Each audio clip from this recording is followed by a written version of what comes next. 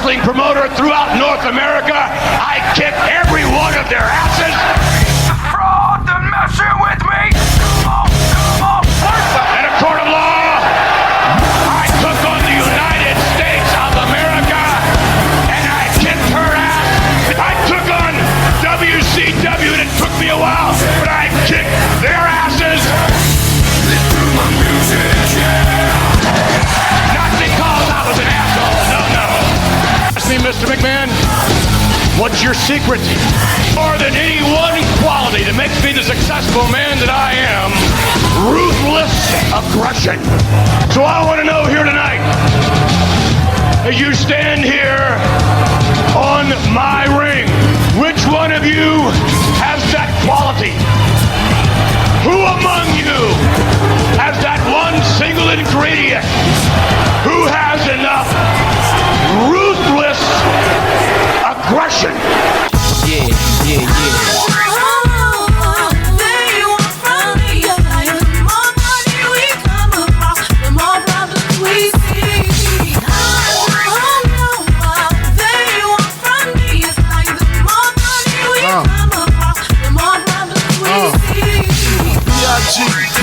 PPA, no info for the DEA, federal agents mad because of Backbone Wrestling Network. Welcome back to the Ruthlessly Aggressive Podcast. I'm Jake.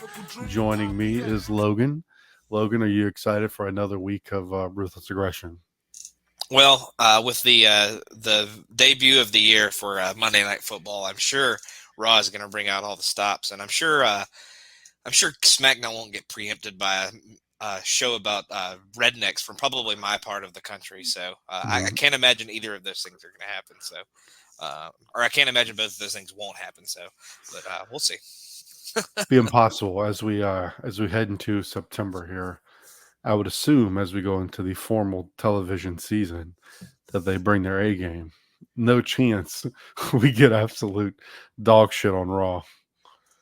Not a chance. No chance at all. Not at all. Anyway, we're still heading towards Unforgiven. I think we got a couple weeks left. The card is existing. It's a thing that's happening. Some pieces will go into play here, for better or for worse. But let's go ahead and dive right in. So this will be I didn't put the slack in here. September 8th. 8th, right? Yes, the September 8th, 2003 episode of Raw here, and we talked about it last week, but we were going to open with the big cage match showdown between Kane and RVD that's been hyped, even though RVD is kind of the second banana in this feud because the real money, Logan, is between Kane and Shane McMahon. So, lest we forget. So here we go. We start off with so the thing here that's very strange is they have Kane and to sell him getting set on fire inside of a dumpster, he has like a bandage on his arm with like a slight little first degree burn on it. And to me, either got to go like poison ivy on his neck somehow. Right, like he's got some small like abrasions, like like he burned himself with a flat iron or something. Yeah. But I don't get it. Either like to me, either got to go one way or the other. Like either he's going to be like horrifically burned or he's like an invincible supernatural demon. You can't go like he's got like slight wounds. It's odd to me. If you got to commit either way, either you make it like he's some mystical beast who's like immune to the fire or he's charred. I don't know. Do you have any thoughts on that? Yeah, well, then when they zoomed in on the neck rashes that he had, I was like, what are we doing? Like you said, like go hard or go just nothing. Like he's like you said, kind of like a horror movie villain that just doesn't seem to have any problem going through fire or getting shot or something like that. He needs to be invincible and kind of just an absolute real monster. But yeah, the fact that he had basically like poison ivy on his neck was really ridiculous. And he had the one like you said, taped up arm, but yeah, you got to go one way or the other. I wasn't expecting to see him come out like he dipped in charcoal or anything either, but that probably would have been better than what we got. Right. So we get into the actual match. It's a lot of in the early going. It's a lot of Rob getting thrown to the cage. He does some pretty good ping pong in here. He gets busted open rather quickly with this. But we get so he's getting his ass beat around the cage for like a good, I would say, 5 minutes or so. And then we get what we think is possibly the finish, as they kind of do the Stone Cold at St. Valentine's Day Massacre finish, where Kane picks him up and like does almost like a scoop slam and throws him into the cage, but then the cage like busts open and RVD swings out and then falls onto the floor. So you think RVD's won it, but Eric comes out and it's like a meme on Raw that we talk about all the time, but it's as if Eric was just waiting for this to happen because he comes out immediately, like there's no, and just restarts it right off the bat. So he says, we're not going to end the match like that, blah, blah, blah. So we just go back into it. And then I felt like this part, we just kind of go back into a lamer version of what we did in the early going. Like it just continues like a methodical beatdown. You get kind of a few little hope spots, like RVD gets his few little things in, but then our finish is Kane choke slams him off the top, not the top of the cage. That would be too exciting. Just kind of off the top rope. It's a little sloppy, to be honest. It's kind of fucked up, but and then they do a full like stretcher job with RVD, but it was, I thought, you know, like it was basically a squash. I mean, I never really felt like RVD had much of a chance throughout this. And it just never really had the heat you would want from this or the brutality or anything. It was a little bit too long. I don't think the restart helped it at all. It just kind of like killed any momentum they might have had.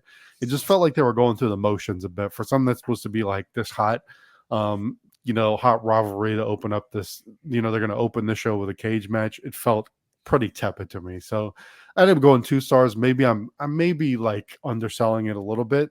Like I could see going 2.5 or something, but I think maybe my disappointment, the expectation of it maybe weighed on it a little bit for me. No, it was very long and plotting, like you said. I'd go 2 on it as well. Just complete domination by Kane. Poor Rob gets beaten from absolute pillar to post, and he looks like he can feel every bit of it. I feel like he has like abrasions all over his body after the match, and just looks like he's just getting worn out. I did like the chokeslam finish from the top. I thought it looked pretty sick. I hated the restart. And, you know, we've talked about the depth issue on Raw the last, you know, month or so doing this show. And having one of your, you know, you got to think RVD is one of the top faces at this point. Having one of your top faces just get absolutely killed here, just, you know, further amplifies and magnifies that giant gap you have at the top of the babyface side on Raw. So, we desperately need a babyface champion, I guess, so all these heels can face somebody, and you know somebody else can be in the main events and stuff. But yeah, the babyface side is still looking pretty weak. So hopefully Goldberg wins it Unforgiven. So maybe some of these heels that are getting over can have somebody to face and be up at the top of the card. But yeah, your probably second biggest baby face just gets absolutely destroyed here. So not doing too much for your depth issue. Right. He's a tune-up for to get Kane ready to face Shane McMahon. Exactly. In the real money match. Yeah. Mm-hmm. And that's exactly where we go after this, as we go to Eric. And to a shock to no one, he sets up Kane versus Shane at the pay-per-view. I think he talks about the stip later on, so we'll get to that in a minute. But he then switches, as they're definitely going into like, hey, we're 2 weeks away from the pay-per-view. We have to like line everything up.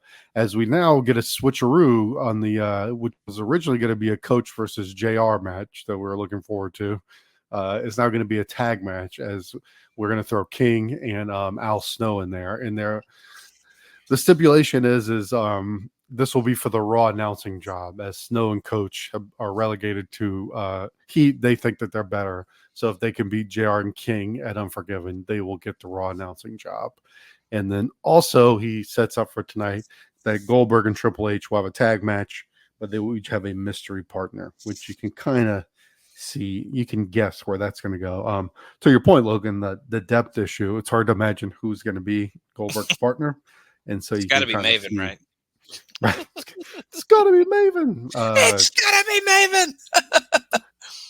But yeah, just Eric setting the table for tonight and setting up some, I guess they thought Coach versus JR was a little too, they had to spice it up and put, you know, they got to get some people who are actually wrestlers in the match to to give us something. So I Didn't guess have enough sauce. They had to add something to it. Yeah, no pun intended. Yeah, literally. Oh. But yeah, I mean, Bischoff just, like you said earlier, he comes out like immediately after the first finish happens in the cage match, and then like wastes no time right after as RVD's kind of getting wheeled out. That he pretty much immediately comes back out. He doesn't come out to any music, so he comes out like very, very casually. It seemed very weird how he kind of came out for that. But yeah, they have to add a little spice to the JR coach match, so they make it a tag team match. Obviously, he says they need to be replaced because they suck. So he says that multiple times. What a child. Yeah. Always good when we have them telling us the people we listen to week suck on the show we're supposed to be watching. That's always good. Exactly. And yeah, I don't know that obviously we'll get to it later, but I don't think I thought that the tag mystery partners would go the way that it does, but I knew they would put Goldberg at a disadvantage somehow, but I did not think that they would do it the way that they did it. Right. All right, we continue on. We get a Goldust and Lane Storm update. Goldust is congratulating him for spicing up his life here by he says he ordered extra pickles on his hamburger or something. And then we even get Lane Storm doing the Goldberg, like the breath, like the so and we'll see these two in a minute in our next match. So any thoughts on this before we head to the match?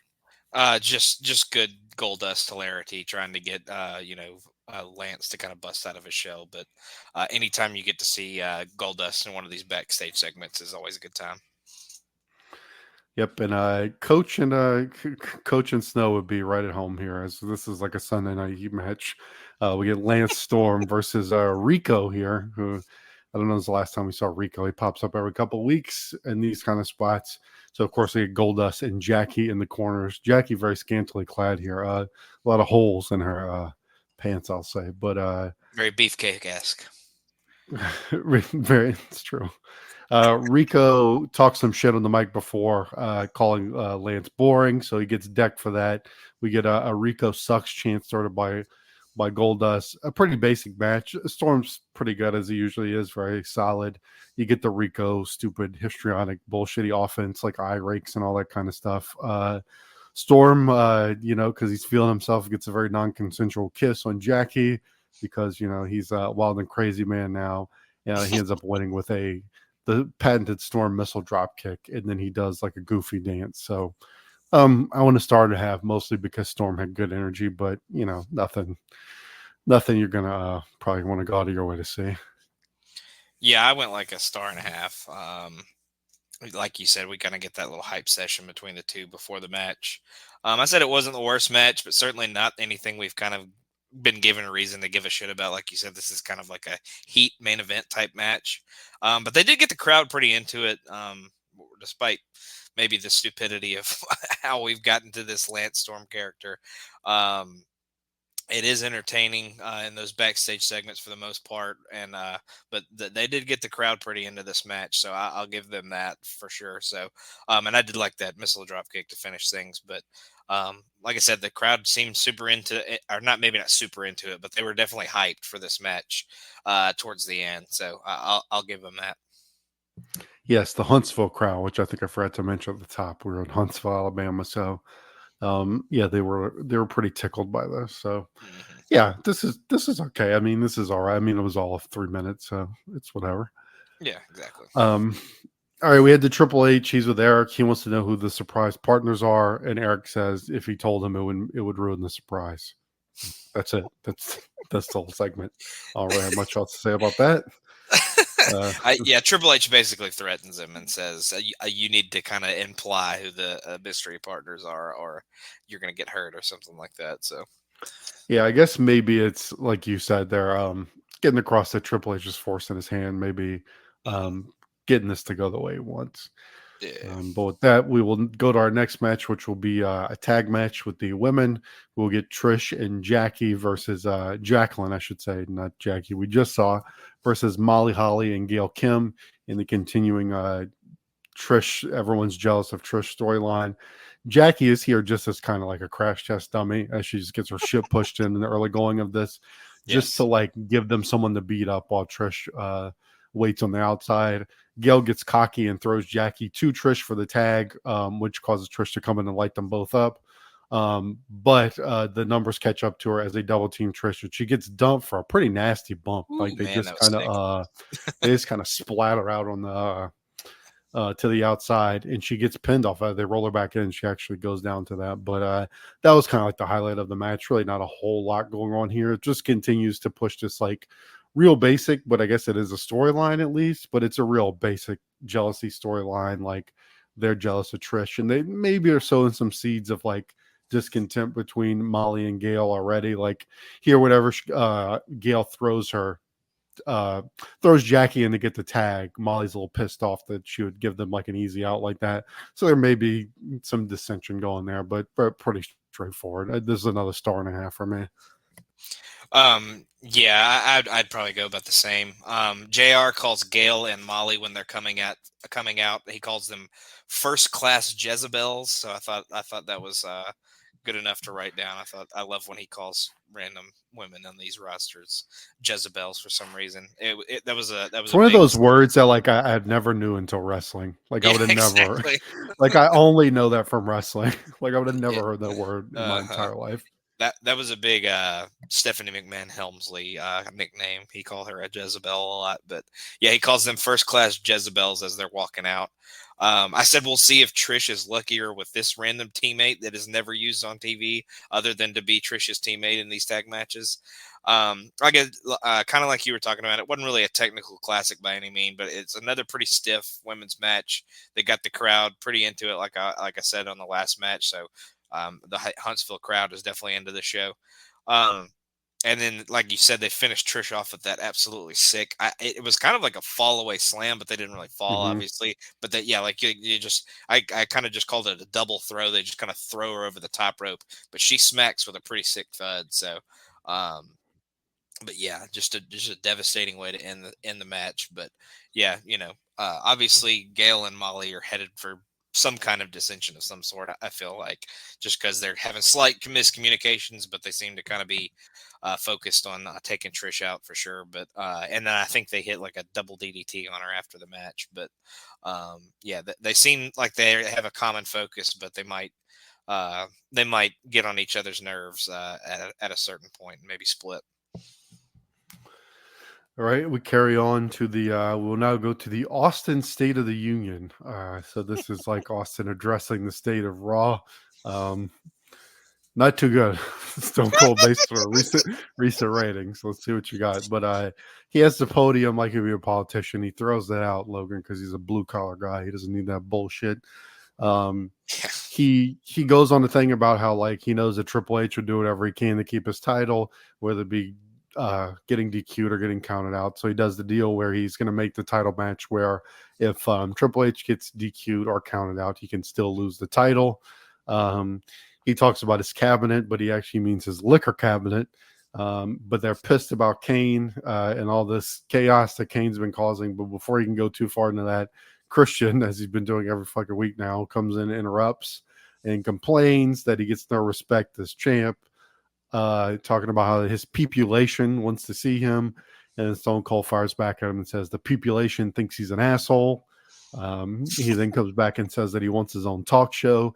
He says that he can do better than the highlight reel, and instead of that, he can replace it with the Peep Show. And of course, this brings Jericho out, who's none too pleased, and drops Christian immediately, just decks him, and like gets him out of the picture.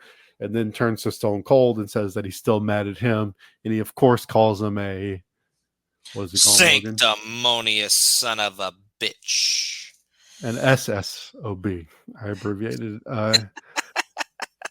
He says, he tells Austin that his address was a piece of crap. And he wants to see Austin fired because he wants to cancel the highlight reel. Austin is a little confused by this because he says, listen, you dumb son of a bitch, I like the show. I think the highlight reel is pretty good. And he says, how about instead of complaining about this, they just share a beer? Jericho is wise to this. He says, I'm not falling for that. I know what happens with this. Usually you'll have me drink a beer, And then right after, you're going to hit me with a stunner. But guess what? You can't give me a stunner because I will not physically provoke you. So I'm not going to be taking that stunner. So he agrees by saying, I do, I diddy dum diddy do. So they end up with the beers. Jericho's drinking it with him, very happy. He feels like he's outsmarted Stone Cold, but he makes the mistake of patting Stone Cold in the back in his enthusiasm, which of course Stone Cold takes as being physically provoked. Jericho gets a stunner, and that's how we end the segment. So it's like all these. I wonder if they're running it back a little bit too much. Like we said many times before, Austin and Jericho are very entertaining, but these are long segments. I think they're a little bit poorly paced. Like it really gets kind of entertaining by the end with Jericho, but all the stuff for Christian, I felt like Austin's State of the Union was a little bit like, I don't think he said a whole lot worth of shit, to be honest. Like he did the thing with the Goldberg Triple H match, but other than that, it was kind of just him rambling. So it's just like ultimately it's kind of entertaining, but when so much of the rest of the show seems like so empty, I feel like a long, like 50-minute talking segment like this, that's ultimately kind of pointless, that really doesn't get us anywhere. Like how many times can we run this back every week where it's like Austin and Jericho, and like Jericho says some lines and then Austin makes him look like an idiot? Like, I don't know how much we can keep doing this with no real point to it, if that makes any sense. Yeah, I mean, it was very, very long. It did, you have to get Christian out there. And then you kind of think once Jericho comes out, he's just going to take out Christian. Then it's kind of going to be over. But then they talk some more after that. So, it definitely dragged a little bit. And like you said, it really didn't accomplish too much other than like getting that stipulation in there that Triple H will lose the belt if he gets counted out or DQ'd intentionally. He pretty much talks about Kane and says if he could act normally and give him a good ass whipping, he could solve things, but he can't in his position. He does the liquor cabinet thing, which I thought was funny. Christian comes out and JR says that Christian has rectal cranial inversion, which I believe means he has his head stuck up his ass. I believe that's what he meant. He has a fucking awful shirt on tonight. I don't know if you mentioned that, but it looks like a fucking, I don't even know how to describe it. It looks like a painting that was made into a shirt somehow, like something that you would see in a museum, but it was a shirt. But it looked like it was terrible. His fashion choices are amongst the worst in history, just throughout his entire career. No matter the promotion. Yeah, I was saying, as we've documented on Highway as well. But yeah, this one was bad. But yeah, like you said, Jericho tells him not to patronize him. You sanctimonious son of a bitch. He tells he says something about like he can't beat people up because he's a bully and he had some power and abused it, obviously. Jericho prays daily that Austin will be fired. I thought that was pretty funny. He also says you can't touch me, Steve. You can't do it, Steve. He gets up in his face, and I thought that was pretty funny as well. And Austin says, you can either cry or drink beer with me. And then he, of course, like you said, he thinks he outsmarts him, but obviously gives him the pat and gets the stun. And that was one of the best stunner cells of all time. He almost did it too close to the ropes, but then he kind of shoots out the bottom, which made it look super awesome. But yeah, really good stunner for sure. But yeah, definitely dragged on too long. Once Jericho kind of comes out, it would have been nice for the segment to have ended with him just kind of taking Christian out. But they do, like you said, Austin and him do have a good back and forth, but it had dragged on a little too long at that point. Yeah, it just almost feels sometimes like they're intentionally trying to drag this stuff out, like they're trying to kill time with this. And so, like, even for the stuff, like we say every time, they are really entertaining together. But I just feel like sometimes, like, they'll say lines, they pause for a while. Like, it's just not super. The pacing is not great. It just feels like it's like they're giving a presentation in school, and they know they have to get 15 minutes to get an A. So they're just like dragging out like 7 minutes of a speech so they can get to their to fill up the time because they don't have shit else to put on the show. And it's not their fault, but it's just kind of it's one of the downsides of Raw at this point because as we'll see in this next match, like this is they're just trying desperately to. So we go at next. I didn't even know what the hell was going on in this next match at first, because at first I really thought it was didn't gonna be either. like right. I thought it was gonna be La Resistance versus like Rodney Mack and Mark Henry, and then all kind of fucking people came out, and it ends up being like it's gonna be a 10-man tag, which will be La Resistance with Rob Conway, Rodney Mack, and Mark Henry. Like apparently they're in alliance. And then they'll be facing Hurricane, Rosie, and the Dudley Boys, including Spike. So you get a 10-man tag. But the thing is the match was shorter than it just took me to explain what was happening. Like it was like you just can't do, like I thought it was okay. Like there's a lot of like the faces doing stuff to pop the crowd, like just kind of hitting their spots. But there's some cool stuff in here. I thought that neck breaker Samoan drop thing that Hurricane and Rosie did was pretty cool, even if it looked a little botchy, like they cut the camera. But it's just I feel like this was like failure by design, because I don't know how you have a match like this with this many guys in there and have any sense of coherence when you have 10 people in there and you get only 3 minutes of time. So, but anyway, Mark Henry splats Bubba with like a power slam to get the win, but we then get the La Resistance laying out the Dudley Boys, and then the only memorable thing about this match really is La Resistance and other incompetence. So they have the table set up on the outside, and they go to throw Spike from the inside the ring and like launch him into the table, and they just drill him straight down, like right near the ropes, and completely miss the table and just drop him straight on his head. Like just smashes his back of his head. Like you could tell everyone's like legit concerned. They run up to him, and it's not like a kayfabe, like, oh, we're checking on our partner. They thought he was fucked up, and he probably was. I don't know. I guess we'll see with Spike, but that was a brutal bump. Like they completely botched that on him. I kind of put that on him because he's kind of putting his body in their hands, and they just threw him straight down. Like instead of launching him forward, they just kind of like drilled him straight down and just completely missed the table.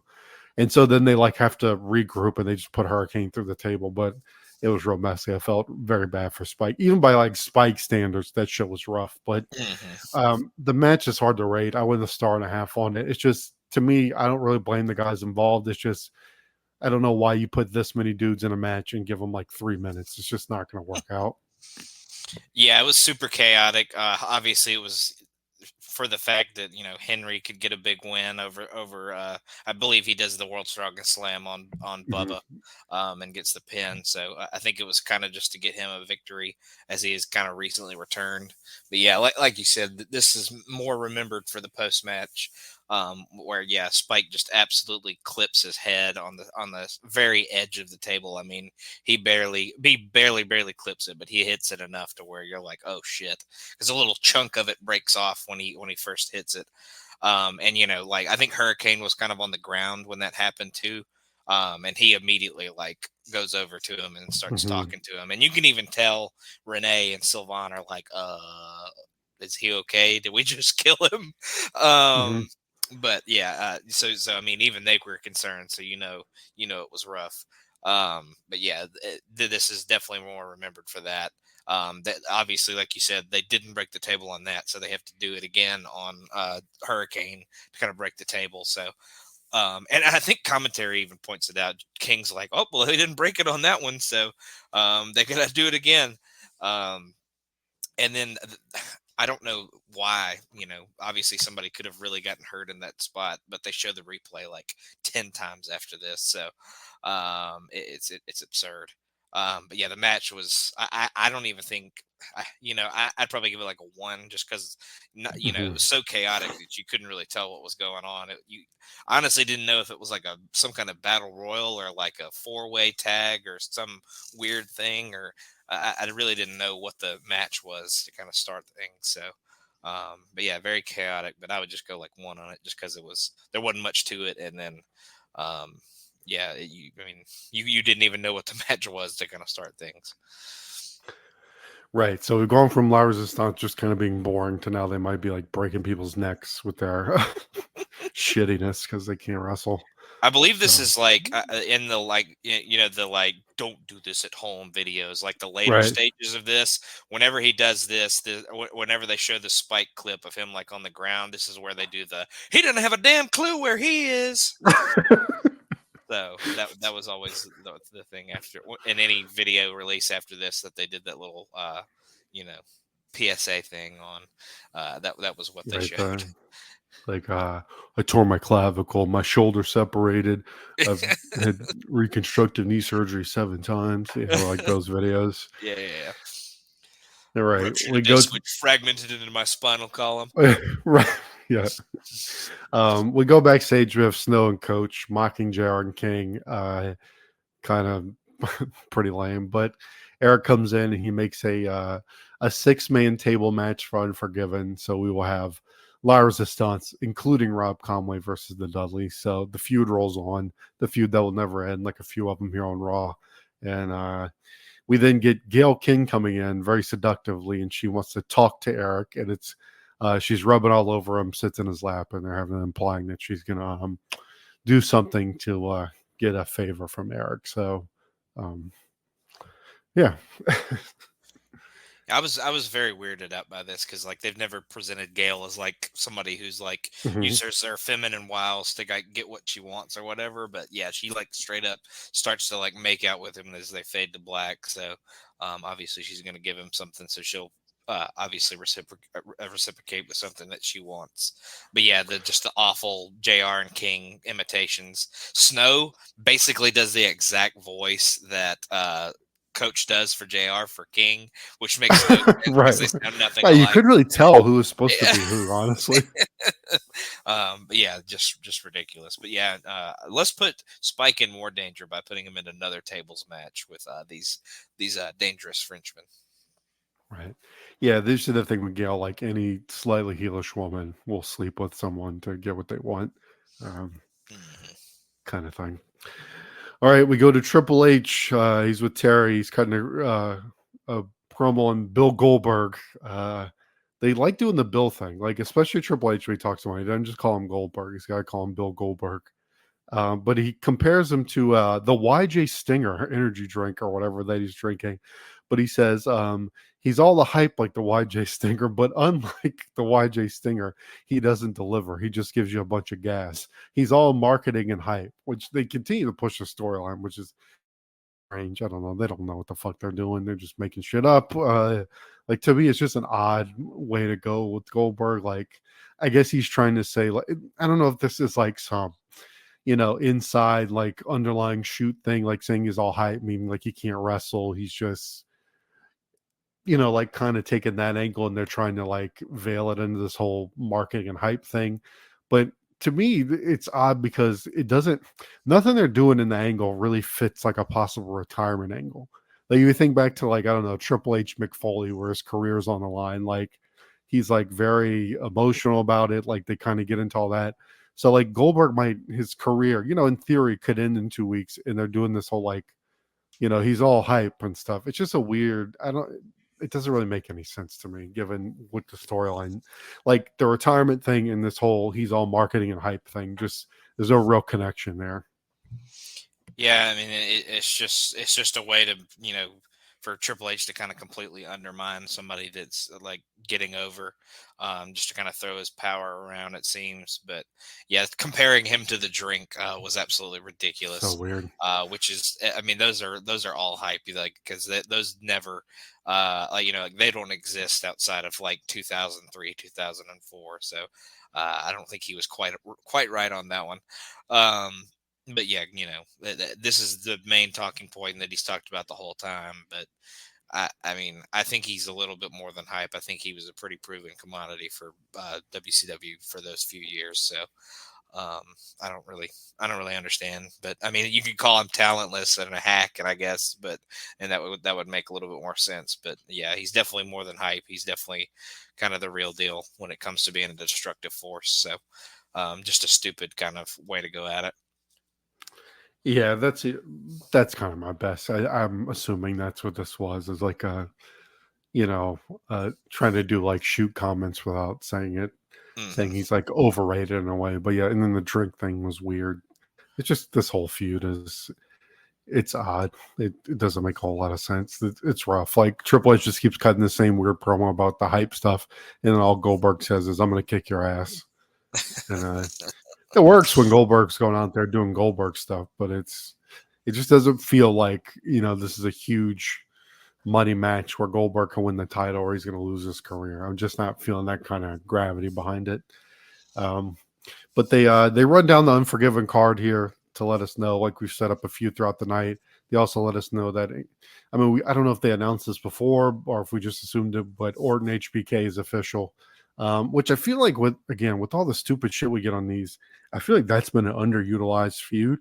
Like, I feel like we got more promos or are built to that. Like, for a lot of this, Orton's just kind of been used as a lackey for Triple H and this Goldberg thing. Like, I feel like there's a lot they could have mined. Given how empty these shows are, I feel like they could have maybe put a little more emphasis on that. Yeah, they've been involved in tag matches and stuff and segments, but nothing really by themselves per se. So, it definitely seems strange that they didn't go a little bit more into this than maybe they have some other matches that we'll kind of talk about as we go through the rest of the show. Right, and they have like the built-in like feud to this, right? Like they have the the Legend Killer, and then the Legend. It's pretty kind of writes itself, but they haven't really focused on it. But we do have time for our hero Shane, our action hero Shane. He's here via satellite, and he says he's going to get that sick bastard Kane in his lamest delivery. Eric breaks in and says Shane. The reason Shane was able to withstand what happened last week is because he has no testicles to get shocked. And this is where Eric makes it a last man standing match. And we end it with Shane telling him, "Screw you, Eric." So Shane lame as usual. And, it's so weird that they're saying like he didn't feel it or ever, but when we watched the thing, it was almost like King never really did much to him anyway. Like he never fully electrocuted him. So like I feel like they're kind of going against that, making it seem like he did. It's like, no, he was able to be okay because he barely did anything to him. He never really actually hooked it up. He just kind of sparked it a couple times. Yeah, he really just sparked it, and he definitely acted like he felt it. So there was definitely something going on there. But he definitely didn't. There definitely the wasn't electric much. chair on his nuts or anything. Yeah. It wasn't like he set off like a complete spark and it just could send a complete surge through him or anything. But definitely didn't do a ton. But yeah, you could definitely tell that something happened at first, because he definitely went like when it first happened. So, but yeah, not shocking that they made it last man standing. Obviously that gives Shane any chance of winning, because obviously if you can throw him into a burning dumpster and he comes out almost completely unscathed, you're going to have to do something pretty devastating to get him to stay down. Really not looking forward to this match. I guess we'll see. It could surprise me, but I don't have high hopes. I don't really remember this one. I know there's a big spot in it, but other than that, I don't really remember how the match goes before that. We go to Gail, which I thought was funny that she goes up to Maul and says, "Hey, Maul." Hey, Maul. And tells her, she says that Eric went for it much quicker than she thought. So I think it's a premature ejaculation joke about Eric. But, and then she says that Molly then says that next week they will end Trish's career. So apparently they've set in motion something with Eric that's going to screw Trish over, but it's not really revealed what it is. So there you go. Now we have a reason to tune in next week. Oh yeah, I can't wait to turn Raw on next week just to see what happens with these two girls. Mm-hmm. And to continue this show, we have a hot match between Scott Steiner and Stevie Richards. So if this show hasn't sold you yet, here we go. It's a squash. That's what it is. Besides Tess coming in for the one time and like hitting Steiner with the full Nelson while the ref's distracted or whatever, this is all Steiner just beating the piss out of Stevie. And really the only point to is, he beats up Stevie, and then we find out that Steiner challenges Tess to another match, and Tess says he can do it, but this time he can have Stacy. But if not, it's kind of vague what actually he's talking about, but he just says that if Test says that if he wins, then Steiner's going to have to watch him and Stacy, I guess, have sex or something. I don't really totally know, but I guess that's what's implied. Like he's going to force him to watch them. But there's just another one of these feuds that just has to end. I didn't even rate the match. I don't know, whatever. Dud. Fuck it. I don't care. But this is just another one like the Dudleys and La Resistance. Like these feuds, are not great, and they just been going on forever. Just end it. Like, let Steiner win. Go back with Stacy. Just end this, please, God. oh, Jake, you poor soul. Anyways, Stevie can't even beat Steiner when Test basically lays him out for him, does everything for him. Has him down for the pin, but obviously Steiner kicks out. But yeah, the match was nothing. I wouldn't even rate it. I wouldn't even waste time rating it. Obviously, post match is more important. Stacy's services are on the line, obviously again. But I think he basically says Test, or he basically says Steiner has to be like pretty much his slave, like kind of like Stacy is a little bit. So they're both just gonna be his slaves if Test wins. And of course Steiner accepts and says he's gonna whoop his ass. So yeah, nothing match, nothing segment, and please, one of these guys either leave the company or have this segment end, or have this feud end. It's terrible. I'm starting to think that we would say Lance Hoyt is great value Test, and I'm starting to think it's the other way around. I think Hoyt might be surpassing him at this point. I'd much rather see Hoyt than Test at this point in my life. Mm-hmm. All right, but to keep the show rolling, hey, guess who we have again, Logan? Coach and Al Snow come out and to talk some shit, and they have some. They say they have some ideas of what careers JR could take up after he loses the Raw job, and so we have some very crude photoshops of JR as a male stripper, a ballerina, all kind of dumb shit. Just then they have him as Jabba the Hutt. They didn't say that JR doesn't have the guts to do anything, so JR stands up and heads down to the ring. King follows him. Coach starts calling him a Crimson Tide redneck, which makes no sense because he's like noted Oklahoma fan ever. Right. So that was stupid. And then JR decks him, which the crowd does pop for. And I thought that was actually kind of fun to see JR punch him, but all the pictures and stuff is so lame. We've seen enough of a fucking coach for one night. We have so much hype for this match, but like Randy Orton, HBK, we've got like that's like an afterthought compared to this stupid shit. Exactly. If we had a fashion statement award, I would definitely give it to JR for the Raw windbreaker he had on. So, man, I love that thing. It's like the Raw members only like kind of jacket. Yeah, it was, and it's even like short sleeve too, so it's like even cooler. But yeah, definitely that stood out for me. I feel like he's worn it for the last few weeks, if I'm being honest. But yeah, this gets more shine than a match between a Hall of Famer and a future Hall of Famer that's happening at the pay-per-view. So what are we doing? But yeah, it was nice to see JR give Coach a right hand. And I liked how he kicked Snow in the ass and like pushed him out of the ring. I like that little spot there towards the end. But got the crowd hyped. Like I said, the Huntsville crowd's been pretty good for this not so great show that they've been presented. So you can give them some credit, but yeah, just another stupid segment in a complete waste of time, pretty much.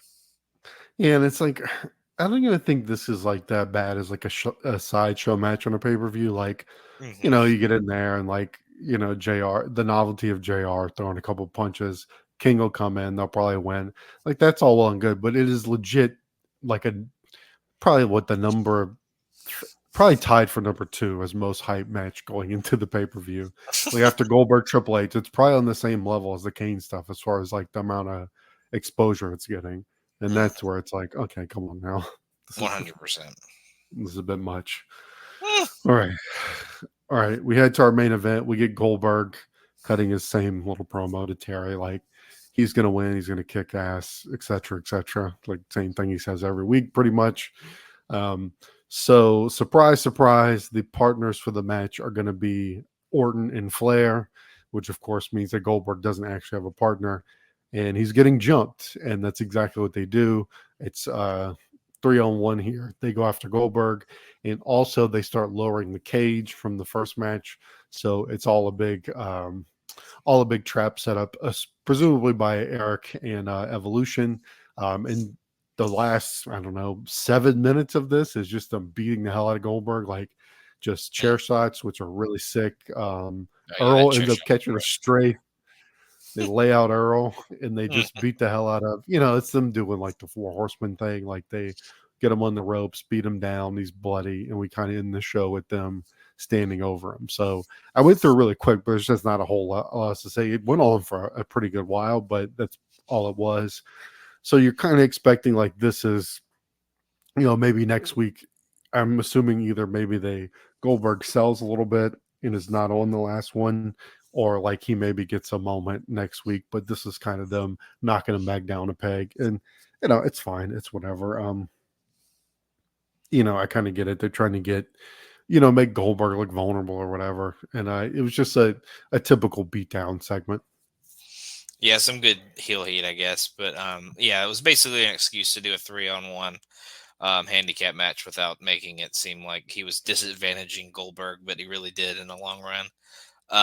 Obviously, like you said, the cage gets lowered. He absolutely crowns Goldberg with the chair at one point, just crushes him with it, and right on the head, no protection whatsoever, just drills him. So that was sick. And then they kind of end the show with him kind of shoving the belt in his face and yelling that you're never going to have this and all that good stuff. So, pretty good beatdown. It did go on a little long, as well, but, it was a good way to show, that Goldberg is vulnerable if he's like, at a numbers disadvantage like that. But also, like get some good heel heat on Evolution, and they if they have the numbers advantage, if they can somehow get it in their direction. Obviously Goldberg's gone forever after Unforgiven, so we'll see how it works out for him. All right, well, we wrap up the show with that, and this was definitely, rather than them like trying to put out their A game to try and compete with Monday Night Football premiering, it kind of seemed like they were punting, no pun intended, but like it just seemed like they didn't even barely try. I mean, I know they tried to hype up that cage match, but that was kind of a wet fart. Like, I don't know. Like, to me, there's really nothing even really. I mean, Stone Cold and Jericho are kind of no match on here even comes close to good, in my opinion. Like, just every match is pretty forgettable. It's hard to really I don't know what on this show is even like. There's like bad stuff and then stuff that's all right, but really nothing even close to good. So I went 2.5 out of 10. Like, what? Like, I don't know how much. The only way you could get much worse than this is if everything on the show is just actively bad, and it's like more like half is actively bad. It feels long and drawn out, like for no reason. It's really bloated, like nothing's happening. It feels like it's 3 hours long. It's rough. Yeah, I mean, just absolutely, just the direct. You would think going 2 weeks away from a pay-per-view, you would be getting hotter and hotter as you kind of build towards the show. That final segment was pretty good, and then the back and forth with Austin and Jericho was obviously solid as per usual with what they kind of usually put out. But yeah, 2.5. I was going to go 2, but those two things did stand out, so I'll give them that. And the Monday Night Football game was actually Tampa Bay versus Philadelphia. So not a bad football game to be able to flip over to. So if you saw how terrible the cage match was, it was pretty easy to choose to flip over to that. And I think this is Tampa Bay coming off the Super Bowl. So and then obviously Philadelphia had McNabb at the time, and T.O. I'm pretty sure. So pretty big game to kind of start out the football season, but that was the game they were up against. Mm-hmm. So just looking at this without, real quick before we move on to SmackDown, if you take away the cage match, your matches, you have nothing. Most of these matches don't even come close to 5 minutes. The 10-man tag is close to 5 minutes. And your matches are Lance Storm Rico, the women's tag team match, that 10-man clusterfuck, Scott Steiner versus Steven Richards, and then the main event, which is not even really a match. Like, that's your in-ring action of the night. Like, that is your card. I mean, that's rough. That's rough. I'm not saying, we need 5-star classics, but on a 2-hour wrestling show, you got to give me something. Like, I need more than Rico versus Lance Storm. Yeah, when Rico and Lance Storm and that 10-man fuck fest was what best you got, it's not good. You're definitely struggling at that point. All right, on the SmackDown, let's see if they can keep our spirits up. So this will be the September 11th, 2003 SmackDown from Birmingham, Alabama. Birmingham. We get a September 11th tribute image here to open the show, as we are only 2 years removed from September 11th here. I was surprised when I opened this up to see that the runtime on Peacock was only an hour. So obviously this was like a shortened episode.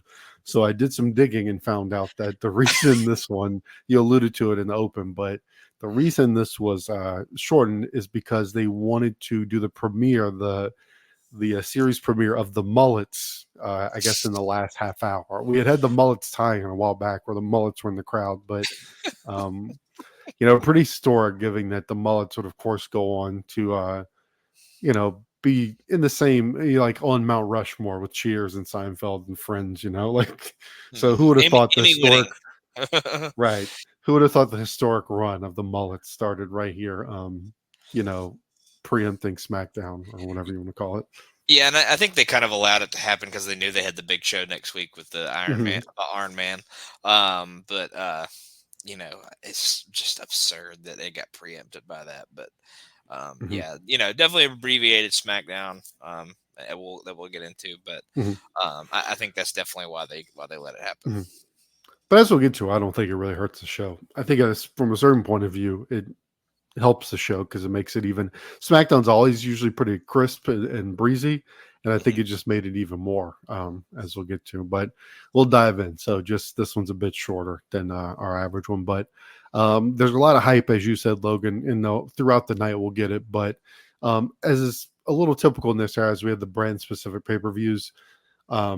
SmackDown's kind of hyping up next week as like a big show because we will get the Iron Man match between Kurt and Brock. So that's sort of their pay-per-view kind of deal since they don't have a pay-per-view. So a lot of hype for that throughout the show, just them mentioning it. But to open the show, we will have a tag match. It's going to be reunited. Ray and Kidman are going to face Nunzio and Tajiri. So obviously a lot of talent involved. These guys have all been very impressive lately. And it's just like a few minutes of, it was not very long, probably like 5 minutes, but really strong action, like balls to the walls. The Birmingham crowd does a Roll Tide chant. Like the announcers say like, oh, they're really getting on Tajiri, but they were definitely doing a Roll Tide chant. I don't know why. I'm not really sure. I guess Alabama. That's Alabama for you. But lots of quick tags, some cool spots in here. I like Kidman has the killer drop kicks as always that Taz points out here. I like that giant swing to the drop kick by the faces. That was a real cool spot. The twisting arm drag by Ray is always nice. Just a million really awesome spots. And I thought the finish was actually took me by surprise as Ray has a 619 set up. You're thinking, okay, Ray and Kidman, they're going to come in, open the show. Faces get the win. Ray's going in to hit the 619 on Tajiri, but Tajiri catches him, kicks him on the way in, and ends up stealing the pin on Ray to steal this from our faces here. So I actually didn't mind that one because it was the way he did it kind of seemed out of nowhere. So it didn't really, I don't think it really hurts Ray at all. And I like that they it makes Tajiri still seem kind of dangerous. Like he's a threat. Like you can never really write him off as a threat because they do put him out here with Ray and Kidman so much. You don't want him to seem like, he's just like loses them every time. So I didn't mind that here in the tag match, but I'm going like 3 stars on this. Just a good hot cruiserweight opening match to get us going. Yes, definitely another great that they've gotten pretty used to doing this with the really great tag openers and cruiser openers of the past like month or so that we've kind of talked about. Definitely would go 3 stars as well. I really like the swing into the drop kick, like you talked about. Kidman hits the BK bomb at one point. I thought that was pretty sick looking as well. And then the thrust kick at the end that Tajiri wins with was awesome and was super crisp and all that good stuff. But yeah, not just another great tag opener for this show. And obviously Tajiri kind of smashes him with the belt afterwards. So we're not done with this Ray versus Tajiri rivalry because I think they faced each other last week as well. And Ray actually came out with the win, but he gets misted afterwards. But this week he gets kind of smashed with the belt as well. So, but yeah, just a really anytime you can get these cruiser guys in these quick, fast paced tag matches to kind of start the show, it's never a bad idea. Roll Tide. We cut to Vince. He's ordering flowers for Zach Gowen in a very dickish manner. Steph comes in. She's disgusted at this, disgusted at what has happened to Zach Gowen. And Vince backtracks. He says, look, that wasn't me. That was Brock. He went into business for himself. Steph pretty much says that's bullshit. He knew exactly what Brock was going to do, and that Brock Lesnar should be in jail. Brock then lurches behind her and shows up. She seems kind of nervous, but then she trolls him by saying, mentioning that he tapped out. And the noise that Brock makes when she says that is like, so he goes, this is ridiculous when she says he tapped out. But Brock then goes on this whole tirade about how he needs to fight tonight, but he doesn't know who he can fight because he's already beaten everybody. He says he's wrestled everyone except for Stephanie. So Stephanie obviously thinks it's absurd, but Vince is kind of humoring it. He says, it seems kind of crazy, but think of the box office, think of the ratings. And if she doesn't want to do the match, she could always quit and stop being general manager. And so we end with this. So Steph is kind of stuck with this dilemma.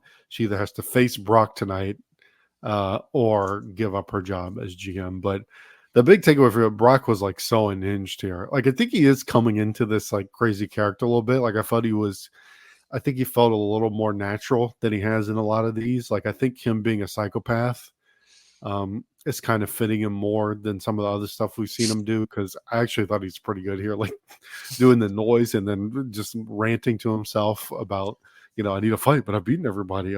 But maybe I could fight you, Stephanie. He comes off as really unhinged.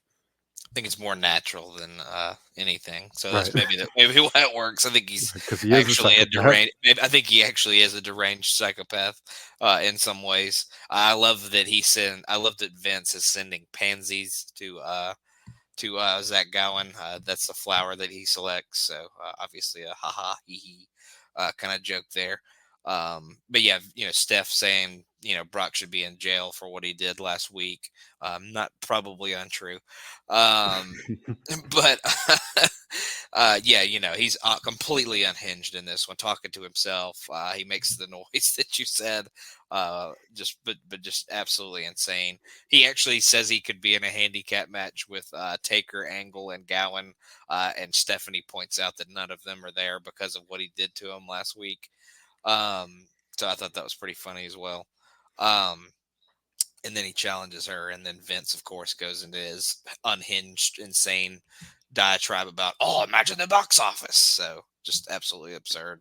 But, I don't really remember Stephanie wrestling this much in this run, but she sure has been put in these situations, with A-Train, and obviously she fought Sable not too long ago at the same time, and obviously she has a match down the line that we'll talk about at a future pay-per-view, but I didn't remember her wrestling as much as she has in this kind of run. Gotta have those bands, but exactly. Yeah, it does seem finally like it's been rough, but I feel like Brock is kind of finding like a heel character that maybe works, where is gonna be like a monster, but he's a heel to the crowd, and he's got crowd heat, so he's kind of coming around. It's starting to win me over a little bit. But we go to Dawn, Nitty, and Toria backstage, and they're talking about Shaniqua, and of course she beat all their asses after the Bourbon Street bikini contest. So they just talk about how she has to be stopped and what they're going to do, and Dawn is going to face her coming up next. and it does not go well for Dawn. She gets completely squashed, just destroyed by Shaniqua.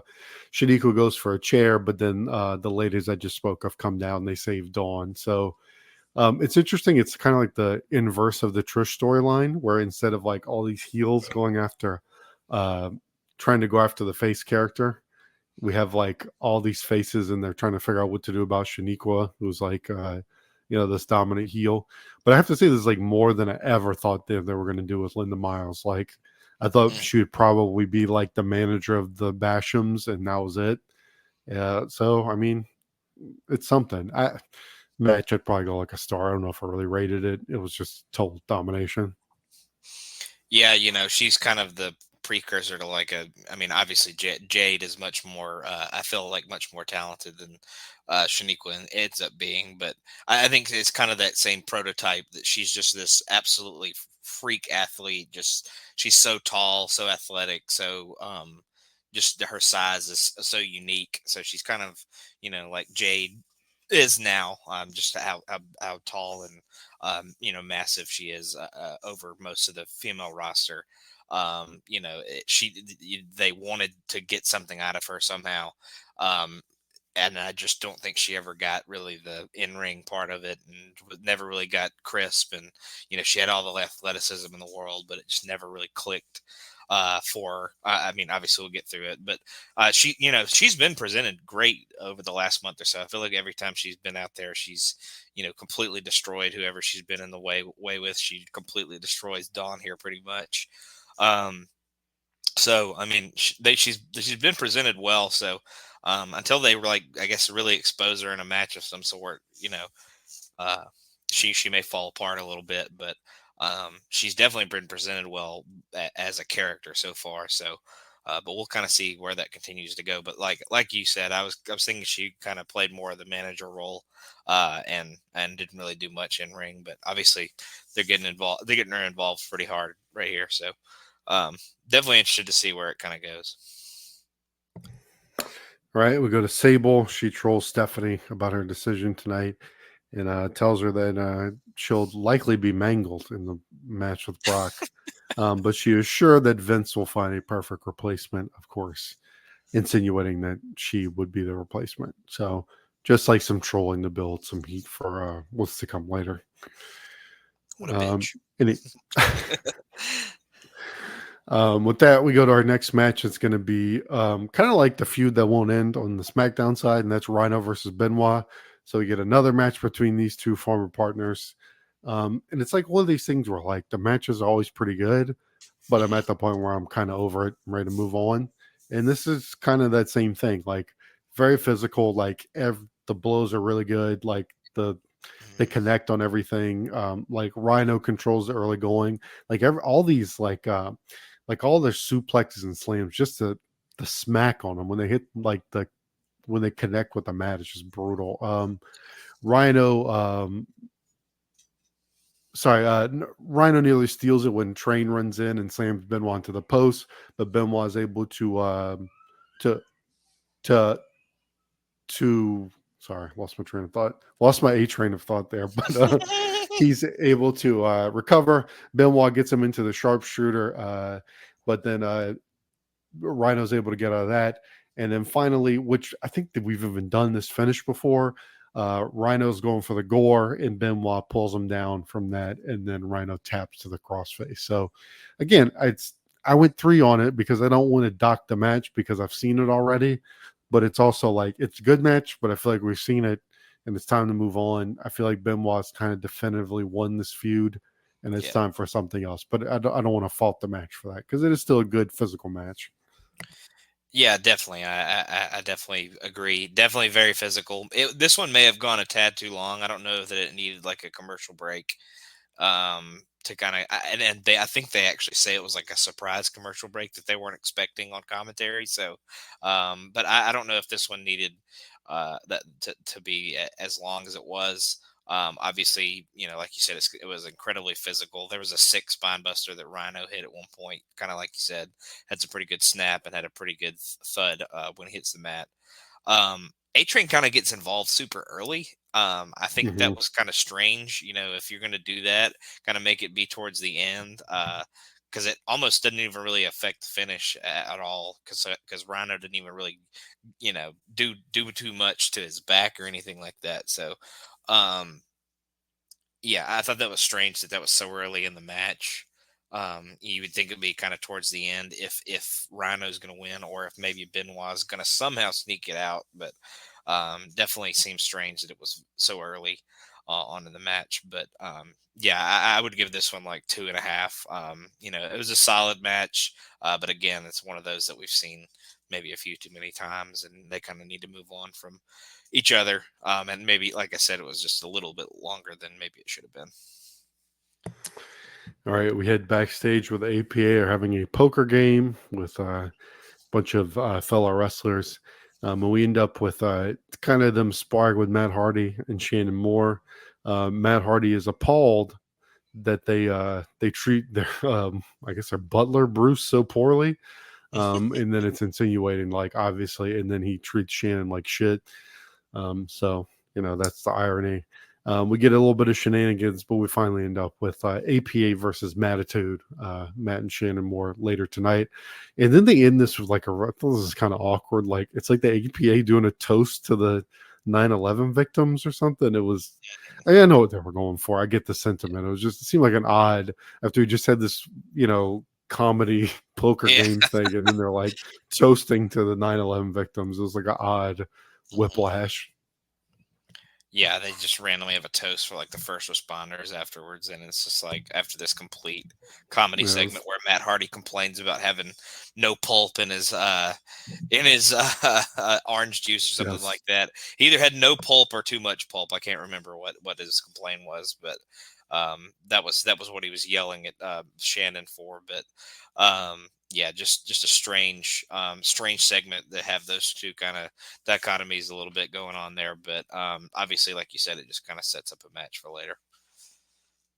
Yeah, it was fine. I mean, the APA poker games and Matt's fine. I like him doing the callback too. Like you said, the orange juice, that was like a previous Matt fact, apparently. Like how much pulp he likes or something. Mm-hmm. All right, we then go to Cena. He's getting hyped in the parking lot for his parking lot brawl with Eddie, and we will go straight into that. So this is continuing the feud between these two. That's been pretty hot. We've enjoyed it. We had Cena beating the shit out of Eddie a while back in his hometown and slamming on the rim. So we'll see how this goes. We get a Cena rap. I thought the line that stood out to me is talking about, he says he's going to force feed him gorditas until he explodes from diarrhea, which he says is the very serious tone, which is absurd. They had I thought the whole vibe was right. Like they both have the jeans and stuff, and Cena's got his lugs on, so good brand synergy there with the sponsors. But they both look like they were in like street fight mode, so I appreciate that. Lots of good brawling and strikes from these two. I thought that delayed vertical in the car was a great spot early on. That looked pretty vicious. Yeah, there's just a lot of fun stuff in here. Like Cena gets out a push lawnmower at one point. But they're really laying it in. Like I said, they're throwing each other into the cars. Everything connects pretty good. The shots with the door are vicious, like hitting each other with the doors, choking with the seatbelt.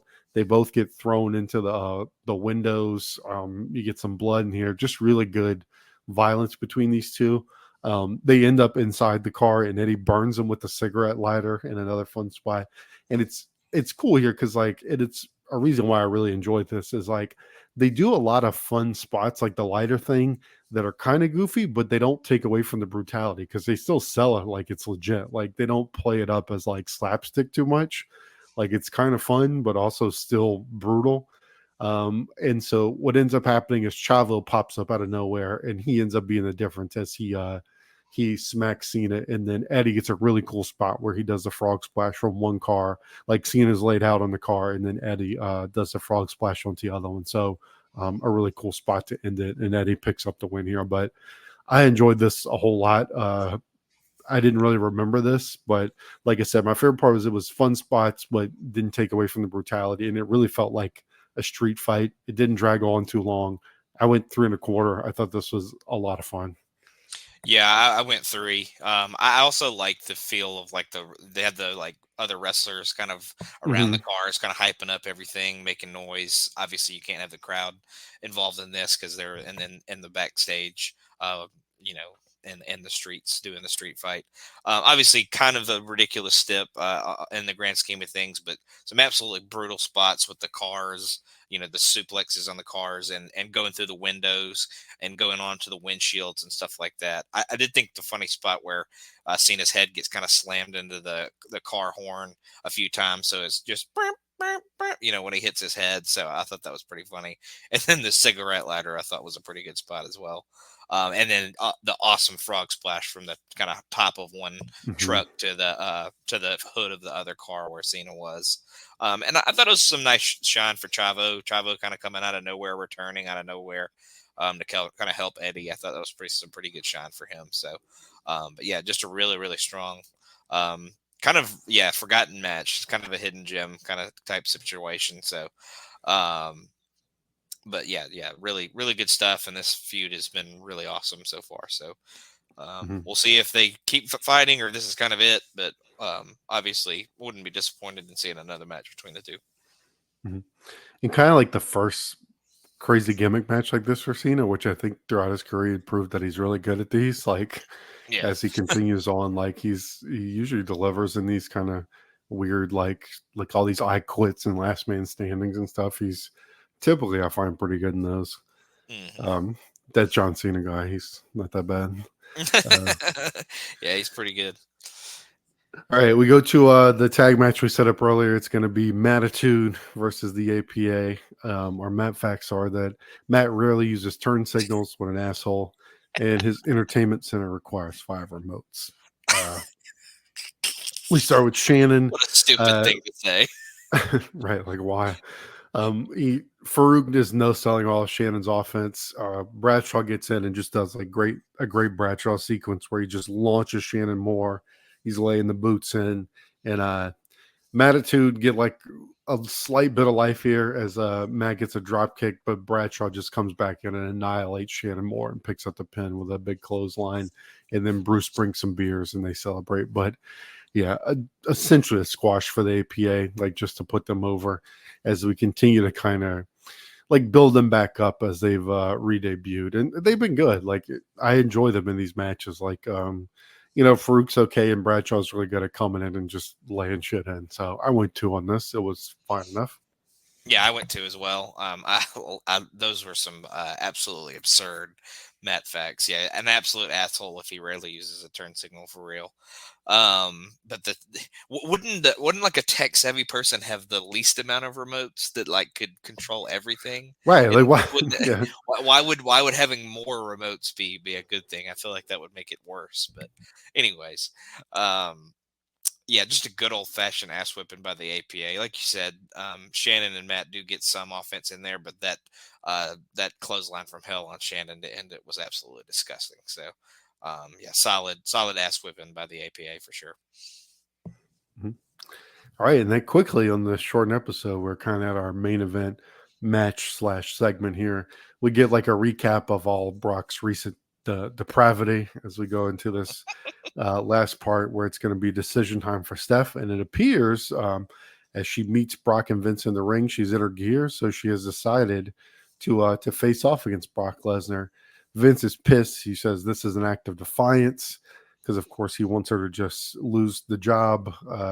So she slaps him. Brock goes after her. She kicks him in the nuts to buy herself a little bit of time, but he quickly recovers, throws her into the barricade. He then says he's going to put her through the steps. So he throws the steps, but then hits the ring post. She scurries away, makes it back up the ramp, but he chases her down like King Kong, throws her on her shoulder, throws her on his shoulders, comes back down, kind of stalls a bit. And then finally, before he can do any more damage, Kurt shows up for the save, beats up Brock and kind of stands over and kind of gives us a last image as we hype for the Iron Man match next week. So, but pretty straightforward. It was a little bit anticlimactic because Steph's not going to give up the GM job. They're not going to have like Brock go out there and do like what he did to Zach Gallen to Stephanie. Like, that's not where it's going to go. So someone's going to make the save. So it was like fine. It was good enough hype for the match for next week. But it was like you kind of knew it can only go a certain way here, as they're not going to like have him, F5 Stephanie into the announce table or some shit. So I don't know. Speaking of depravity, I wouldn't take it away from Vince to have that happen. Like have fucking Brock just destroy her and F5 her into the post 15 times. So, but yeah, like you said, kind of anticlimactic. You kind of saw somebody coming to save her, whether it was Taker or Angle or somebody. Obviously Angle would make sense because they have the Iron Man match next week. But if they want to do something with Brock and Taker going forward after the Iron Man match, they could have brought him out here too as well. But yeah, not much happened. It was mostly just Stephanie running away. And when he kind of caught her, she just kind of screams and yells for Vince to kind of stop him from doing what he's doing. So, yeah, not much going on there. And obviously just more to kind of get Angle some hype heading into and some revenge from last week to kind of hype up the old Iron Man match for next week. Right. And that is how we end this abbreviated, and then we would go into the mullets. And so now we'll recap the episode of the mullet. No. But yeah, not a bad one. A quick SmackDown. It was kind of a holdover because, like we said throughout the show, they're building to that big Iron Man match next week. So, but I thought it was an entertaining one. We had a lot of good in-ring action. I think even if it was, not super, it was very straightforward and maybe a little predictable, but they did hype it did get you hyped for that Brock and Kurt. So they did Brock, Kurt, Matt. Kurt. some dudes. Brock, Kurt, Matt, Eddie. There you go. But yeah, it did get you hyped for that. And the Cena Eddie match was really good. The opener was good. I mean, the show's really easy to watch. I would 6.5 out of 10. To me, it never really elevated to like really good, just because I think you need a little bit more angle development. But I think the in-ring action is enough to carry it. Yeah, I would definitely go 6. You have that awesome kind of opener between the cruiserweights, the tag team match with Tajiri, Ray, Kidman, and Nunzio. And then, you have that pretty awesome street fight between Cena and Eddie, and some good stuff in mixed in between. Like you said, the in-ring kind of carries it, but and that main event segment was whatever, but obviously just hype for the big match next week. But yeah, solid show. Not maybe one of the best SmackDowns or anything like that we've had for the last little while, but definitely still a solid show, and still bringing it in ring and still keeping us alive on this podcast. So we got a big one next week. We have the big 60-minute Iron Man match. But let's run through some quick awards here. These should be pretty simple. Best match, I'm going to go with the parking lot brawl. Yeah, I would go with that as well. Let's see. Best show, definitely going to go easily SmackDown. No surprises there. MVP, I think I'm going to go with it's hard, either Cena or Eddie, but I'm probably going to lean Eddie, maybe because he won. Yeah, I would go Eddie because he won. And I think on this night, the Mullets would have won Best Show over Raw. So, right, even. So the premiere of the Mullets would have probably beat the Raw that we watched. So, best moment, maybe that frog splash on the car. Yeah, I definitely think that would be the one for sure. LVP, I'm going to go La Resistance for nearly murdering Spike Dudley. Very solid choice. Maybe Stevie for not even being able to beat Steiner, despite the fact that Test basically did everything for him. But La Resistance is a good pick. Right. Al Snow for his terrible King impression. All right. A lot of LVPs. Some more standouts. I feel like it's getting to be a meme on here, but it's like I've had all SmackDown. I mean, probably Austin and Jericho. I think they were good in the spot they were put in. That was kind of an entertaining segment. All the cruisers in the opener, I'd say. Yeah. Spike for not dying. His constitution. Oh, so RVD for taking the ass beating. He didn't look great, I guess, but he does take a hell of a beating. So the fact that he survived that, I guess. Yeah. But yeah, that wraps us up. Another week in the books. Raw was bad. SmackDown was pretty good. We have I'm looking forward to the next one. It'll be interesting to cover because it's, I think this is a well-known one. These are always, there's a very good, I did look to the Observer. There's no real interesting news, but there's Dave going through, if you look up whatever this week is, he kind of goes through the history of like, not just Iron Man matches, but the idea of like Iron Man matches on TV, which is like pretty interesting. So that's a cool read. But it'll be fun to see how they pull this off. I know it's one that's remembered, I think, pretty well, if I remember correctly. Yeah. I think it gets pretty well hyped. But it'll also be the go home to Unforgiven as well. So maybe Raw will pull out all the stops. We'll see. Let's hope. I don't know if I want to see them pull out all the stops. I don't know if I want to know what that looks like. So. You know who's better than Raw? Scott Shiflett, as he runs down what we have here on the Backbone. Backbone Wrestling Network. Scott Shiflett here to run down what we have to offer on this feed. Every Sunday, we got the cross up. I personally, it's my Monday morning ritual, guys. I'm enjoying work in the morning. I pop up the cross up. Logan gets me through the first hour of my day. He does a great job with that. Alternating Tuesdays, we stole both of these podcasts from the No-So Network. Don't tell them. We got the Ruthlessly Aggressive Pod and the New Gen on the Mission, where they cover two different generations of WWE/WWF wrestling. I really enjoy both of them.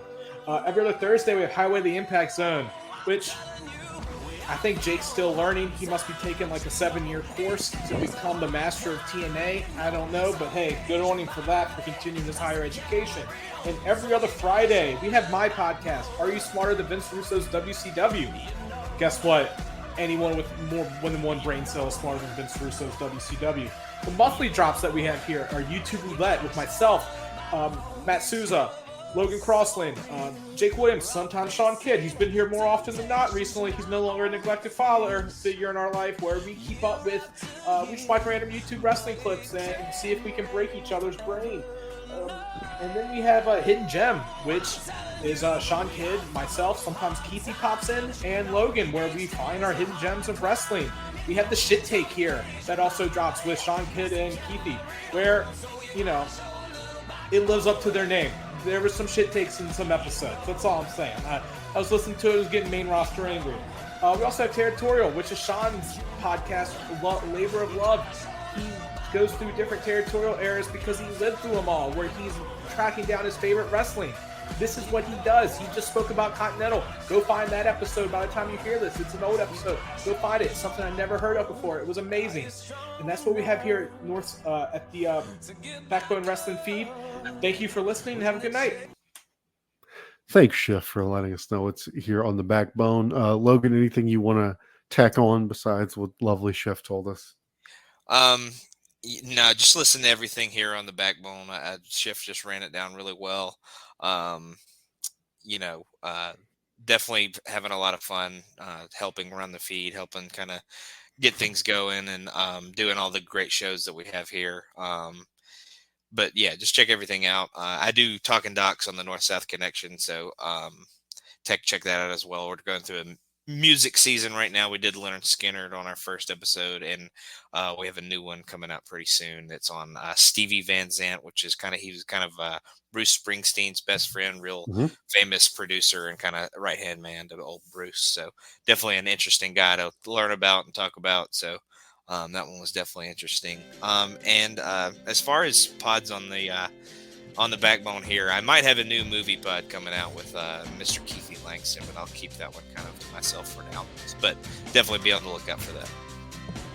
Cool. Well, that wraps up this week. We'll see you in 2 weeks. Be sure to stay tuned for the premiere of The Mullets, but we'll see you next time on the Ruthlessly Aggressive Podcast.